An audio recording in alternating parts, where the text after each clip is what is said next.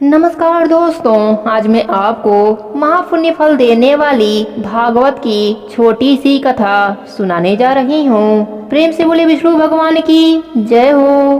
पूर्व काल में तुंगभद्रा नदी के तट पर एक अनुपम नगर बसा हुआ था। वहाँ सभी वर्णों के लोग अपने अपने धर्मों का आचरण करते हुए सत्य और सत्य कर्मों में तत्पर रहते थे। उस नगर में समस्त वेदों का विशेषज्ञ और समस्त कर्मों में निपुण एवं आत्मदेव नामक एक ब्राह्मण रहता था। वह साक्षात दूसरे सूर्य के समान तेजस्वी था। वह धनी होने पर भी भिक्षाजीवी था। उसकी प्यारी पत्नी धुंधली कुलीन एवं सुंदरी होने पर भी सदा अपनी बात पर अड़ जाने वाली थी। उससे लोगों की बात करने से सुख मिलता था। उसका स्वभाव क्रूर था। बात बात में विवाद करती थी। गृह कार्य में निपुण थी, कृतज्ञ थी और झगड़ालू भी थी। फिर भी दोनों ब्राह्मण दंपति प्रेम से घर में रहते थे। उनके पास अर्थ और भोग विलास की सामग्री बहुत थी, परंतु उससे उन्हें सुख नहीं था। जब अवस्था बहुत बढ़ गई तब उन्होंने संतान प्राप्ति के लिए तरह तरह के दान पुण्य कार्य आदि किए। इस प्रकार धर्म कार्य में उन्होंने अपना आधा धन समाप्त कर दिया, तो भी उन्हें पुत्र या पुत्री किसी का भी मुख देखने को न मिला। इसलिए अब वह ब्राह्मण बहुत ही चिंताकुल रहने लगा। एक दिन वह ब्राह्मण देवता बहुत दुखी होकर घर से निकलकर वन को चल दिए। दोपहर के समय उसे प्यास लगी, इसलिए वह तालाब पर आया। संतान के अभाव के दुख ने उसके शरीर को बहुत सुखा दिया था, इसलिए थक जाने के कारण जल पीकर वहीं पर बैठ गया। 2 घड़ी बीतने पर वहां एक सन्यासी महात्मा आए। जब ब्राह्मण देवता ने देखा कि वे जल पी चुके हैं, तब वह उनके पास गया और चरणों में नमस्कार करने के बाद सामने खड़े होकर लंबी लंबी सांसें लेने लगा। सन्यासी ने पूछा, कहो ब्राह्मण देवता, रोते क्यों हो? ऐसी तुम्हें क्या भारी चिंता है? तुम जल्दी ही मुझे अपने दुख का कारण बताओ। ब्राह्मण ने कहा, महाराज, मैं अपने पूर्व जन्म के पापों से संचित दुख का क्या वर्णन कहूँ। अब मेरे पितर मेरे द्वारा दी हुई जलांजलि के जल को अपनी चिंता जनित सांस के कुछ गर्म करके पीते हैं। देवता और ब्राह्मण मेरा दिया हुआ अन्न प्रसन्न मन से स्वीकार नहीं करते। संतान के लिए मैं इतना दुखी हो गया हूँ कि मुझे सब सुना ही सुना दिखाई देता है। मैं प्राण त्यागने के लिए यहाँ आया हूँ। संतानहीन जीवन को धिक्कार है, संतानहीन गृह को धिक्कार है, संतानहीन धन को धिक्कार है और संतानहीन कुल को धिक्कार है। मैं जिस गाय को पालता हूँ वह भी सर्वथा बाँझ हो जाती है। जो पेड़ लगाता हूँ उस पर फल फूल नहीं लगते। मेरे घर में जो फल आता है वह भी बहुत जल्दी सड़ जाते हैं। जब मैं ऐसा अभागा और पुत्रहीन हूँ तो फिर इस जीवन को ही रख कर मुझे क्या करना है? यूँ कहकर वह ब्राह्मण दुख से व्याकुल हो उन सन्यासी महात्मा के पास फूट फूट कर रोने लगा। तब उन मुनिवर के हृदय में बड़ी करुणा उत्पन्न हुई। वे योग निष्ठ थे। उन्होंने उसके ललाट की रेखाएं देखकर सारा वृतांत जान लिया और फिर उसे विस्तार पूर्वक कहने लगे। सन्यासी ने कहा, ब्राह्मण देवता, इस प्रजा प्राप्ति का मोह त्याग दो। कर्म की गति प्रबल है, विवेक का आश्रय लो।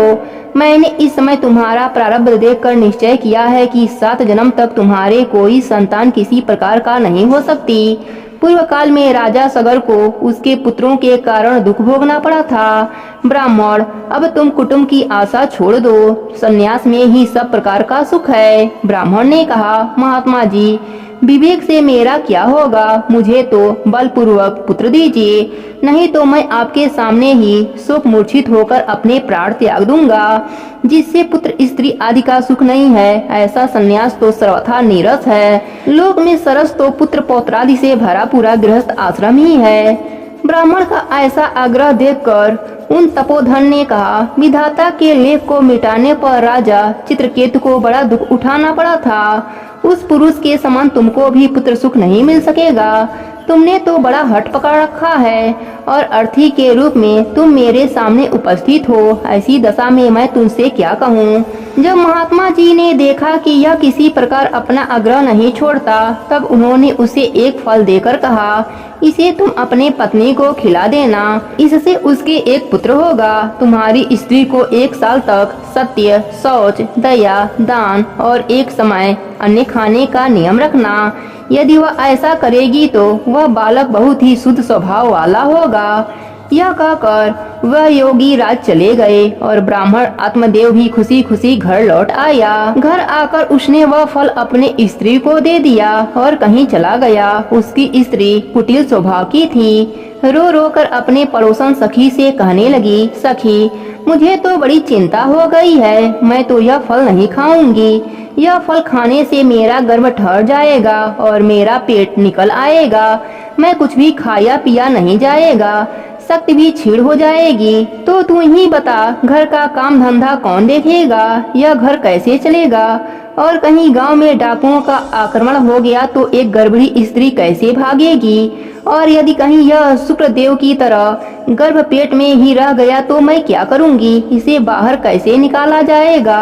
और यदि प्रसव काल में कहीं टेढ़ा हो गया तो प्राणों से हाथ भी धोना पड़ेगा। मैं सुकुमारी भला यह सब कैसे सह पाऊंगी? दुर्बल होने की स्थिति में मेरी नंदरानी मेरा सारा माल समेट ले जाएगी। और तो और मुझसे यह सत्य शौच के नियम भी कैसे पालन होगा?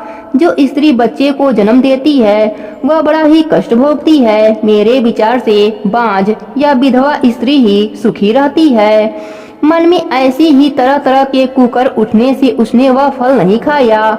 और जब उसके पति ने पूछा, फल खा लिया? तब उसने कह दिया, हाँ खा लिया। एक दिन उसकी बहन अपने आप ही उसके घर आई। तब उसने अपने बहन को सारा वृतांत सुनाया। कहा कि मेरे मन में इस फल को लेकर बड़ी चिंता है। मैं इस दुख के कारण दिनों दिन दुबली हो रही हूँ। बहन मैं क्या करूँ? बहन ने कहा, मेरे पेट में बच्चा है, प्रसव होने पर वह बालक मैं तुझे दे दूंगी। तब तक तू गर्भवती के समान घर में गुप्त रूप से सुख से रह। तू मेरे पति को कुछ धन दे देना, वे तुझे अपना बालक दे देंगे। हम ऐसी युक्ति करेंगे कि जिससे सब लोग यही कहें कि इसका बालक 6 महीने का होकर मर गया और मैं नित्य प्रति तेरे घर आकर पालन पोषण करती रहूंगी। तो इस समय इसकी जांच करने के लिए यह फल गौ को खिला दे। ब्राह्मणी ने अपने स्वभाववश जो जो उसकी बहन ने कहा था वैसा ही किया। इसके पश्चात समय अनुसार जब उस स्त्री के पुत्र हुआ तब उसके पति ने चुपचाप लाकर उसे धुंधली को दे दिया और उसने आत्मदेव को सूचना दे दी कि मेरे सुखपूर्वक बालक हो गया है। इस प्रकार आत्मदेव के पुत्र हुआ। सुनकर सब लोगों को बड़ा आनंद हुआ। ब्राह्मण ने उसका जात कर्म संस्कार करके अन्य ब्राह्मणों को दान दिया और उसके द्वार पर गाना बजाना तथा अनेक प्रकार के मांगलिक कृत होने लगे। धुंधली ने अपने पति से कहा, मेरे स्तनों में तो दूध ही नहीं है, तो फिर मैं इस बालक का गौ के दूध से लालन पालन करूंगी। मेरे बहन के यहाँ भी संतान हुई थी लेकिन वह मर गया। मैं उसे ही बुला लेती हूँ, वह उसका सही से पालन कर सकती है। तब अपने पुत्र की रक्षा के लिए आत्मदेव ने वैसा ही काम किया। माता धुंधली उस पुत्र का नाम धुंधकारी रखा। इसी समय ब्राह्मण की गाय के 3 महीने बीत जाने पर एक मनुष्यकार बच्चा पैदा हुआ। वह स्वर्ण सुंदर, दिव्य, निर्मल तथा स्वर्ण की क्रांति वाला था। उसे देखकर ब्राह्मण देवता को बड़ा आनंद हुआ और उसने स्वयं ही उसके सब संस्कार किए।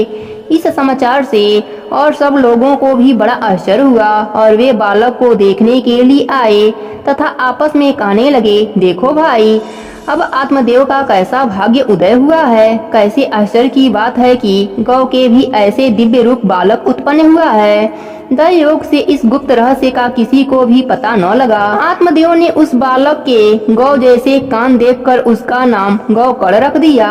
कुछ काल बीतने पर वे दोनों बालक जवान हो गए।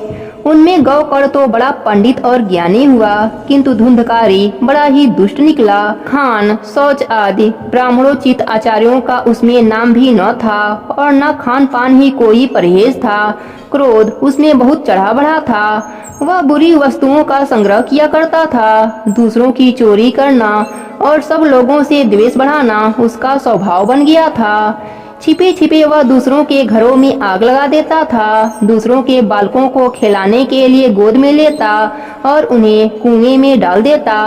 हिंसा का उसे व्यसन सा हो गया था। हर समय वह अस्त्र शस्त्र धारण किए रहता और बेचारे अंधे और दीन दुखियों को व्यर्थ तंग करता था। चंडालों से उसका विशेष प्रेम था। वह हाथ में फंदा लिए कुत्तों की टोली के साथ शिकार की दोह में घूमता रहता। वेश्याओं के जाल में फंसकर उसने अपने पिता की सारी संपत्ति नष्ट कर दी। एक दिन माता पिता को मार पीट कर घर के सब बर्तन भाड़े वाले उठा ले गए। इस प्रकार जब सारी संपत्ति स्वाहा हो गई तब उसका कृतज्ञ पिता फूट फूट कर रोने लगा और बोला, इससे तो इसकी माँ का बाज रहना ही अच्छा था। कुपुत्र तो बड़ा ही दुखदाई होता है। अब मैं क्या करूं, कहां जाऊं? मेरे इस संकट को कौन काटेगा? हाय, मेरे ऊपर तो बड़ी विपत्ति आ पड़ी है। इस दुख के कारण अवश्य मुझे एक दिन प्राण छोड़ने पड़ेंगे। उसी समय परम ज्ञानी गोकर्ण जी वहां आए और उन्होंने पिता को वैराग उपदेश करते हुए बहुत समझाया।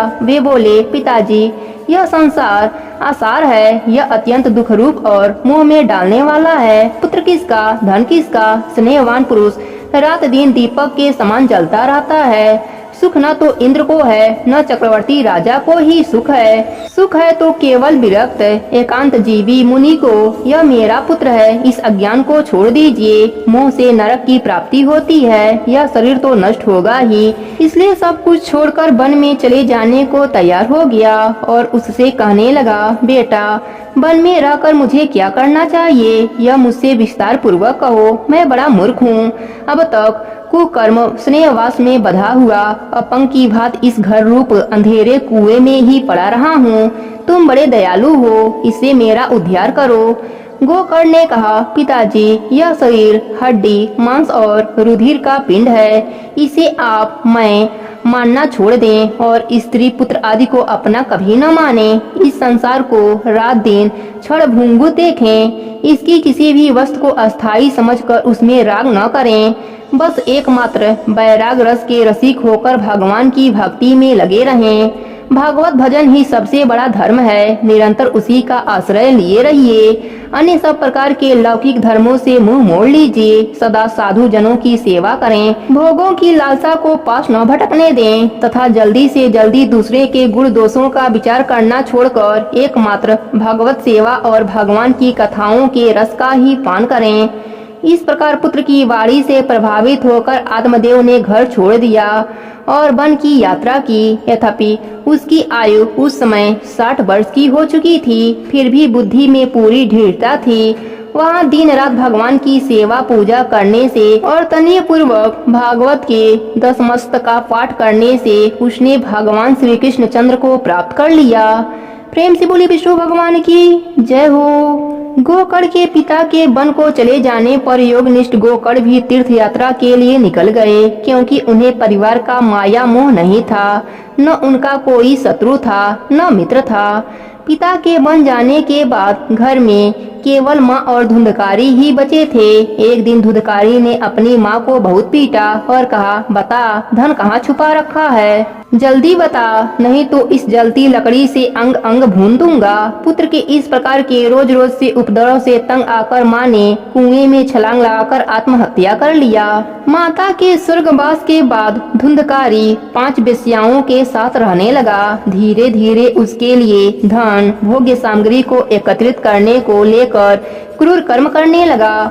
उनके कहने पर वह चोरी करने लगा। एक दिन वह बहुत से कपड़े और आभूषण लेकर लौटा तो उन वेश्याओं ने सोचा, यह पता नहीं कहां कहां से चोरी करके यह धन और आभूषण लाया है। इसे पता नहीं कब राजा पकड़कर इसे मृत्यु दंड दे दे। क्यों न हम सभी इसको मारकर इसके धन का बंटवारा कर लें। ऐसा सोचकर उन्होंने उसके सो जाने के बाद उसके गले में रस्सी का फंदा कस दिया, लेकिन वह बलशाली था। इससे वह सभी वेश्याएं डर गईं। उन्होंने तुरंत भट्टी में से कोयले निकालकर उसके मुंह में डाल दिया, जिससे धुंधकारी तड़प तड़प कर मर गया।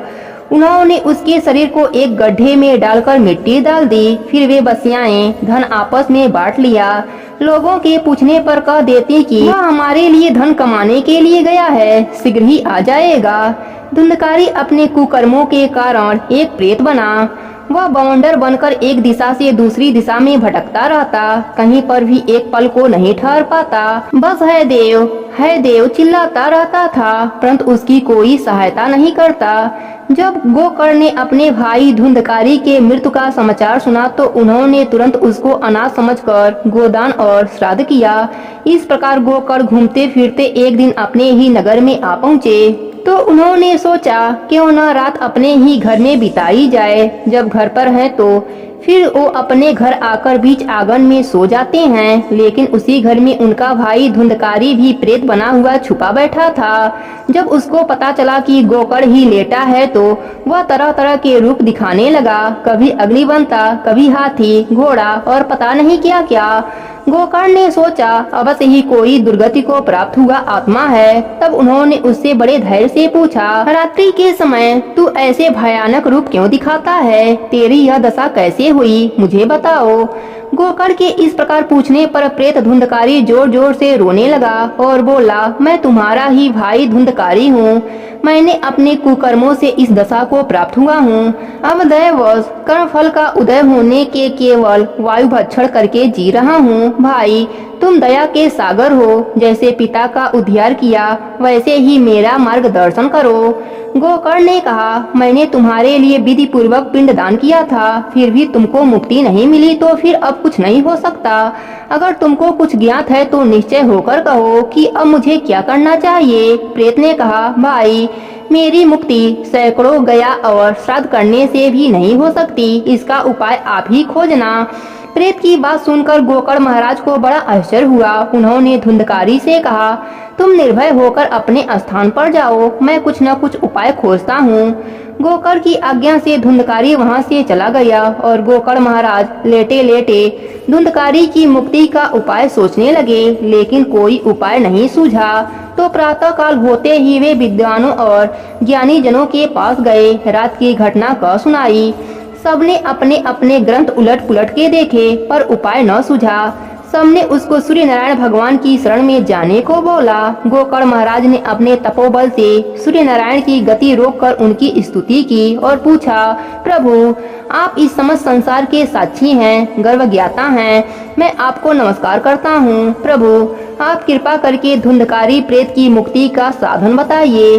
सूर्य नारायण भगवान बोले, गोकर्ण तुम श्रीमद् भागवत महापुराण का आयोजन करो, उससे मुक्ति संभव है, तुम उसका सप्ताह पारायण अनुष्ठान करो।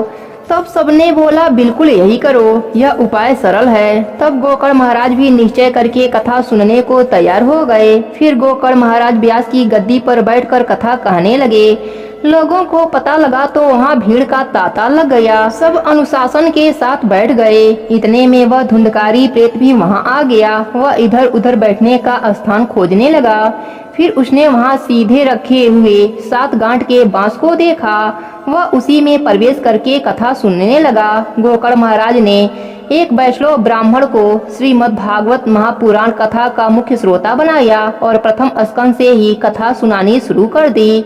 शाम को जब कथा समाप्त हुई तो वहाँ एक आश्चर्य घटना घटित हुई। बांस की एक गांठ फट गई, अब उसमें 6 गांठ शेष बच गई। इसी प्रकार दूसरे दिन दूसरी, तीसरे दिन तीसरी गांठ टूट गई। इस प्रकार 7 दिन 7 गांठ को फोड़कर धुंधकारी श्रीमद् भागवत पुराण के 12वें स्कंद को सुनकर पवित्र हो गया और उसे प्रेत योनि से मुक्ति मिल गई।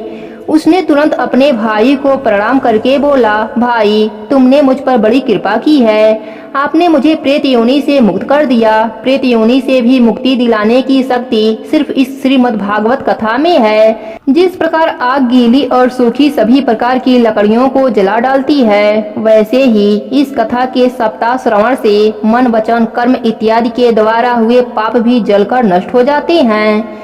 जिस समय धुंधकारी यह सब बातें कह रहा था, उसी समय एक तेज प्रकाश के साथ आकाश से विमान उतरा। उसमें वैकुंठ धाम के पार्षद बैठे हुए थे।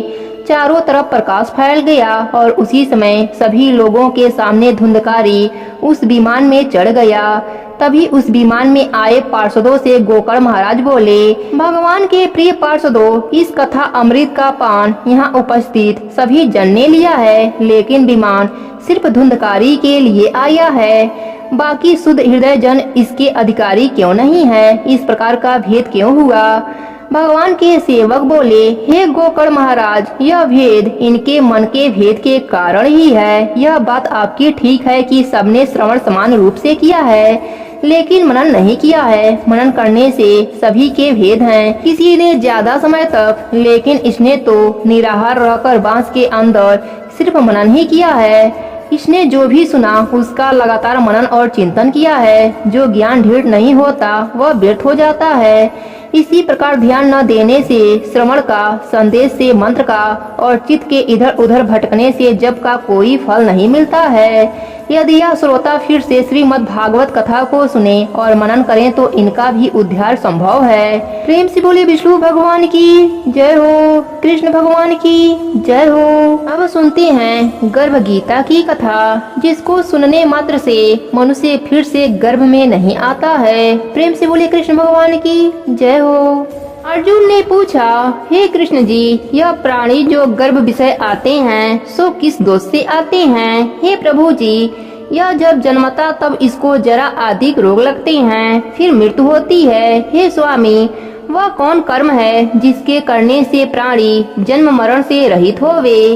भगवान बोले, हे अर्जुन, यह जो मनुष्य है सो अंधा मूर्ख है, जो दुनिया से प्रीति करता है। यह पदार्थ मैंने पाया और आगे भी पाऊंगा, ऐसी चिंता इस प्राणी के मन से उतरती ही नहीं। यह 8 पहर माया को ही मांगता है। इन बातों को करके बारंबार जन्मता व मरता है और गर्भ विषय का दुख पाता है। अर्जुन ने पूछा, हे कृष्ण जी, यह मन मस्त हाथी की नाई है, तृष्णा इसकी शक्ति है। यह काम, क्रोध, लोभ, मोह, अहंकार के बस में है और इन पांचों से अहंकार बहुत बली है। सो कौन यत्न है जिससे मन बस में होए? भगवान बोले, हे अर्जुन, यह मन निश्चय ही हाथी के नाई है, तृष्णा इसकी शक्ति है। मन 5 के बस में है और अहंकार इसमें श्रेष्ठ है।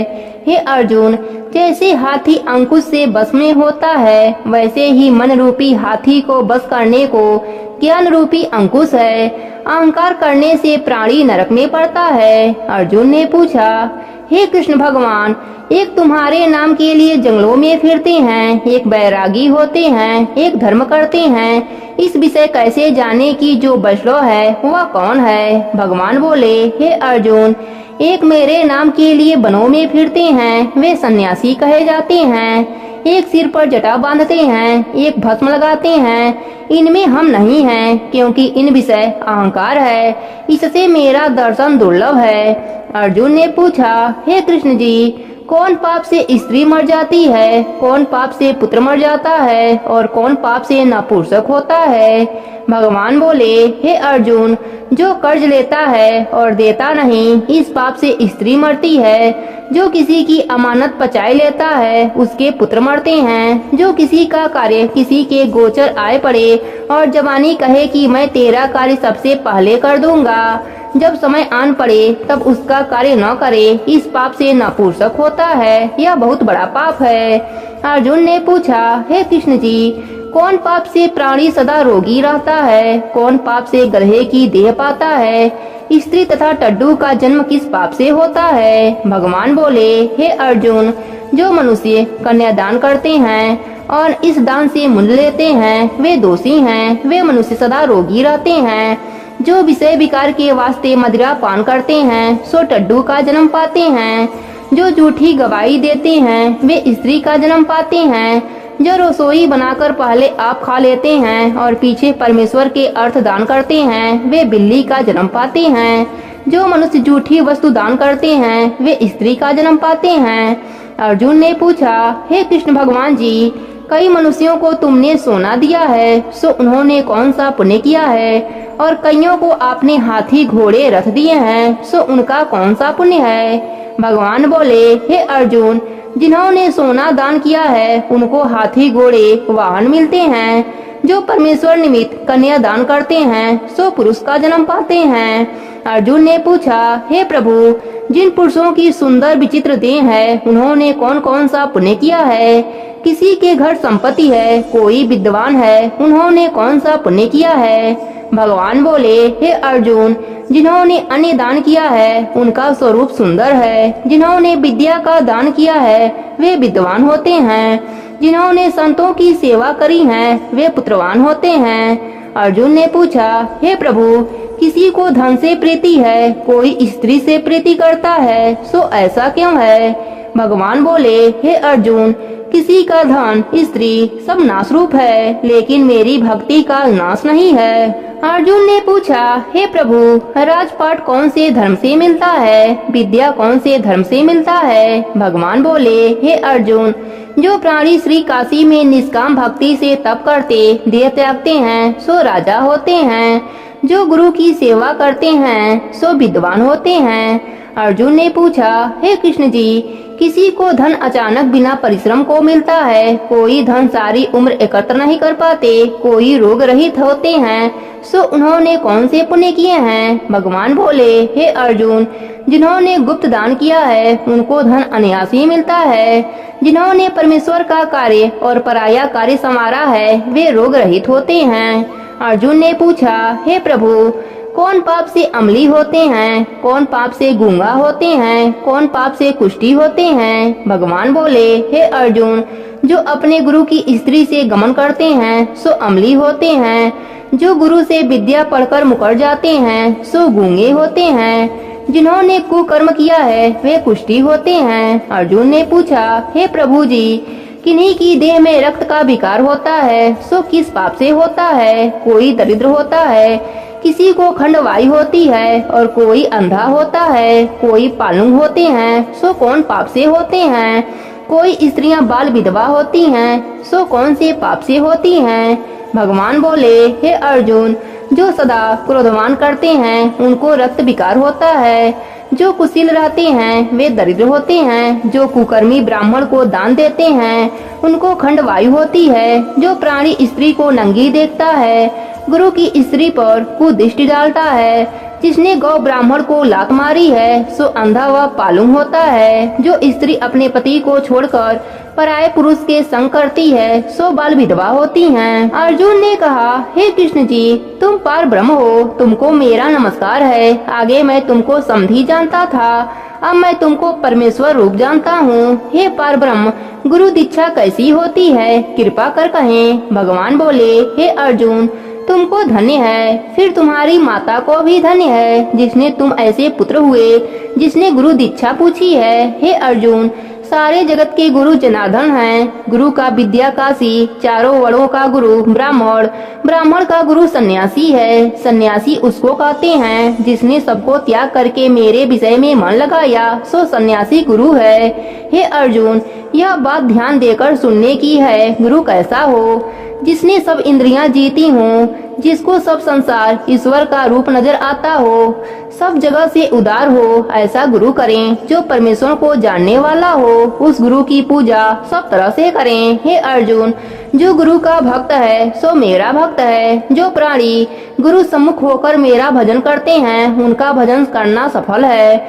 जो प्राणी गुरु विमुख हैं, उनको सप्तग्राम मारे का पाप है। गुरु से विमुख प्राणी का दर्शन करना योग्य नहीं। गृहस्थ गुरु से विमुख हो, सो चंडाल के समान है। जिस जगह मदिरा का भांडा हो, उस दिए जो गंगा जल है, सो अपवित्र है। उसी तरह गुरु विमुख का भजन भी अपवित्र होता है। उसके हाथ का देवता भी नहीं लेते, उसके सर्व काज निष्फल हैं। कुकर, सुकर, गंधर्व, काक, इन सब योनियों से सर्प की योनि बड़ी खोटी है। इन सब से भी वह मनुष्य खोटा है जो निगूढ़ा है।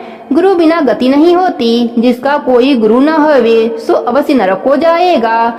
गुरु दीक्षा बिना प्राणी के सर्व कार्य निष्फल होते हैं। हे अर्जुन, जैसे चारों वर्णों को मेरी भक्ति करना योग्य है, वैसे ही गुरु धारण करके गुरु की भक्ति करना सर्वश्रेष्ठ है। जैसे सब नदियों में गंगा श्रेष्ठ है, सब व्रतों में एकादशी का व्रत श्रेष्ठ है, सो वैसे ही हे अर्जुन, सबसे उत्तम गुरु सेवा है। गुरु दीक्षा बिना प्राणी पशु योनि पाता है। धर्म करता है, सो पशु योनि में फल भोगता है, 84 में घूमता रहता है। अर्जुन ने पूछा, हे कृष्ण जी, गुरु दीक्षा क्या वस्तु है? भगवान बोले, हे अर्जुन, तेरा जन्म धन्य है। जिसने यह प्रश्न किया है, तू धन्य है। गुरु दीक्षा दोनों अक्षर है। हरि नाम इन अक्षरों को गुरु कहता है। यह चारों वर्णों को जपना श्रेष्ठ है। हे अर्जुन, अर्जुन, जो गुरु की सेवा करता है, मेरी सेवा करता है, मेरी उस पर प्रशंसा है, वह 84 से छूट जाएगा, जन्म मरण से रहित हुए स्वर्ग को भोगता है। जो प्राणी गुरु की सेवा नहीं करता, सो 3.5 करोड़ वर्ष तक नरक भोगता है। जो गुरु की सेवा करता है, उसको कई अश्वमेघ के पुण्य का फल होता है। गुरु की सेवा मेरी सेवा है। हे अर्जुन, हमारे तुम्हारे संवाद को जो प्राणी पढ़ेंगे या सुनावेंगे, सो गर्भ के दुख से बच जाएंगे, उनकी 84 लाख योनियां कट जाएंगी। प्रेम से बोले कृष्ण भगवान की जय हो, विष्णु भगवान की जय हो, लक्ष्मी माता की जय हो।